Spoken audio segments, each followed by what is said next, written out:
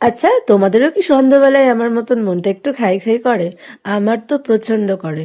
তো ভাবলাম ম্যাগি খাবো, কারণ যা ঠান্ডা দিচ্ছে, তারপরে আমার এত ঠান্ডা লেগেছে, একটু গরম গরম যদি ম্যাগি খাই তাহলে খুব ভাল লাগবে। সেটা ভেবে শুরু করে দিলাম।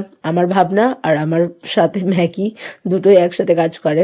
তো চলো, এখানে আমি কড়াই বসিয়ে নিয়েছি। এক এক করে কেটে রাখা পেঁয়াজ, লঙ্কা আর একটু গোলমরিচ, কারণ ম্যাগিতে জানি না কেন আমার একটু গোলমরিচ দিলে ভালোই লাগে। তারপরে দিলাম একটু জল। আর তোমার যদি একটু স্পাইসি খেতে ইচ্ছা করে তাহলে একটু শুকনো লঙ্কার গুঁড়ি দিতে পারো।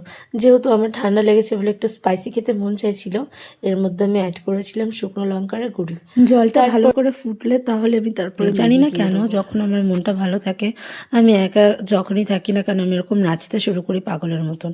আমার তো খুব ভালো লাগে। তোমরা কারা কারা এরকম আছো আমাকে কমেন্ট করে জানিও। এই যে দেখতে পাচ্ছ, এখন ম্যাগি দেওয়ার পরে মশলাটাও দিয়ে দিলাম, আর সাথে তো একটু নাচ করে নিলাম। আর নাচতে নাচতে যে আমি কোন পর্যায়ে চলে যাই কারণ ধারণা নেই, গান করি কোন সময় এক গান থেকে আরেক গানে।